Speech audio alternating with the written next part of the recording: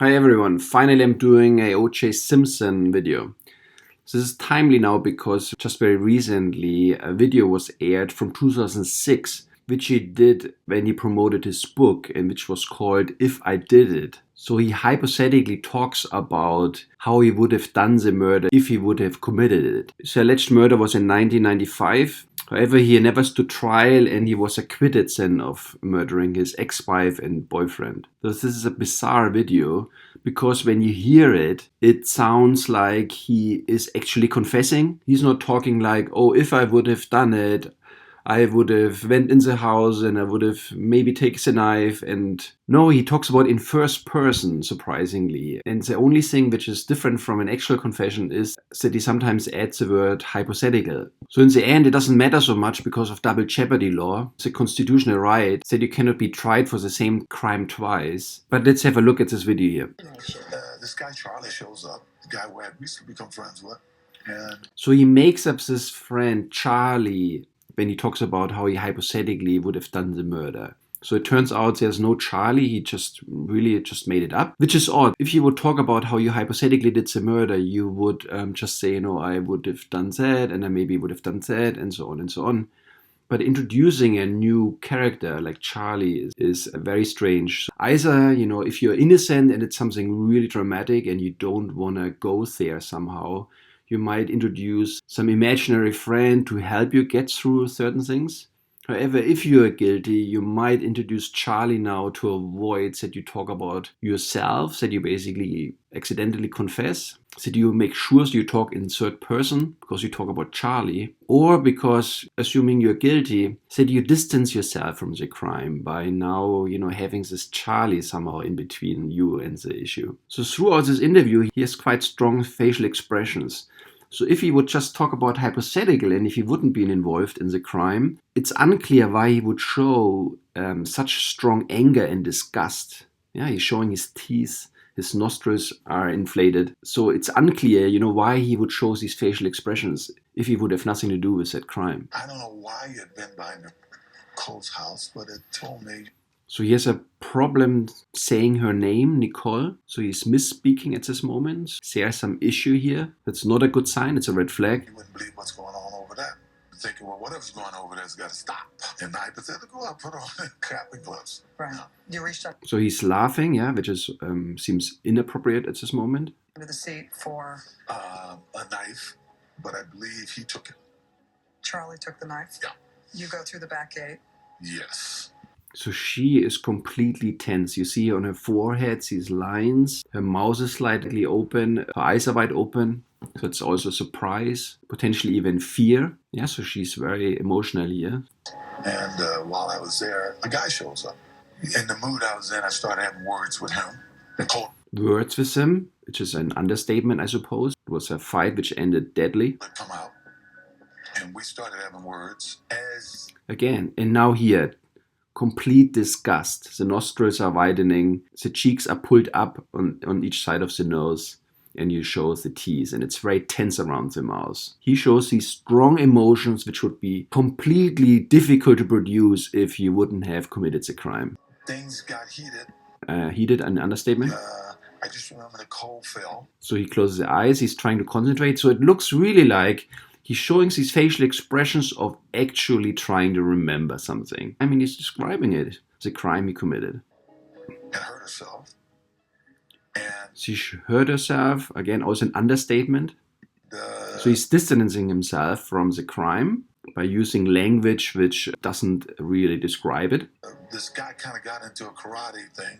Why would he make up the stuff with karate if it wouldn't be true anyway? And he's even showing the illustrators. So that is believable, that happened. And I said, well, you think you can kick my ass? And I remember I grabbed the knife. I do remember that portion, taking the knife from Charlie. So he says, I do remember taking the knife from Charlie. So now he's remembering it like he did it. To say, to be honest, means he's not honest. So this is sort of what liars say. After that, I don't remember. Exactly. He's shaking the head. It's not a truthful statement. And, how convenient now to not remember the key part. Except I'm standing there and there's all kind of stuff around. So stuff around. If you tell a story, so beginning, middle, and end sort of have equal proportions, And only when you are trying to avoid things, you skip the timeline and you shorten certain parts and so on. So here's the story all of a sudden ends. If he would just make up a story, he would just continue telling a story. But he has really issues talking about this now. It's the actual crime, which is an indicator that this crime actually happened and he was involved. What kind of stuff? Blood and stuff around. Blood and stuff. Okay, that's remarkable. I hate to say this, but this is And now he's cracking up, laughing like crazy. Okay, I mean, that's of course inappropriate, talking about his killed wife or ex-wife. So somebody had to get rid of the bloody clothes. Right. And you had left your keys and wallet in your pants pocket, and you had to go back and get it? So he's actually now trying to remember. He's squeezing the eyes, he's looking to one side, he's accessing memory. I think I know that to be true, yes. So why would he say that he knows that it's true if he would just make up a story? It sounds like he's actually describing the crime.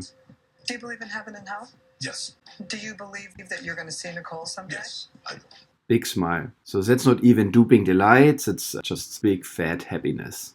Hey, look, I've And her face shows disgust of what she just heard and witnessed. There's also anger and fear in her face. She's like a mirror of what is going on. It's an interview. So just looking at her face, it says her whole story. cursed her. I've been to her gravesite and... Shaking his head when he talks about her gravesite. Why? What the hell? I don't know what's going on here with him now. Why he's acting like that. Yeah. Look at these kids. Look at Sydney with no mother. I've done that. I've done that. I could be in an embedded confessions that he committed it and now he thinks he's fine because he went to the gravesite and he's dealing with the kids. Unclear. There's no sign of grief. And so this is a nice final view of his face. He's hiding somehow behind his hand. He's pondering, also because his head is tilted. And he has this very cold, freaky look in his eyes. So if you see a look like that, it's time to run. Okay, America is full of extremes. Some people get the death penalty, other people enjoy the double jeopardy law and roam free. And especially when celebrities are involved and the media coverage is huge, then to me it often looks like there's no fair trial possible. That is even more the case when it's somehow international. So there was a Madeleine McCann case, which was between Portugal and the UK, and a lot of media coverage that led nowhere. Then there was the Amanda Knox case, which was between the US and Italy, and a lot of media coverage. So whenever that happens, it seems these kind of trials go nowhere. To assess if someone tells the truth or is lying, it is often very useful to think about these two alternative hypotheses. Either he's guilty or he's innocent. And then you put yourself in the shoes of someone who is guilty and is giving that interview. And then you think about how someone innocent would do that interview. And from these sort of alternative hypotheses, it becomes relatively clear based on the data one observes which of the hypotheses is correct and which was the wrong hypothesis. Because what people say is not arbitrary. Yeah? There are many things people could say. Very few things are random. There are good reasons for people to pick certain words and to create certain sentences and not other ones. And all this can be used as data to decide, which of the two hypotheses is the correct one. That's important. I hope you liked the video and talk to you next time.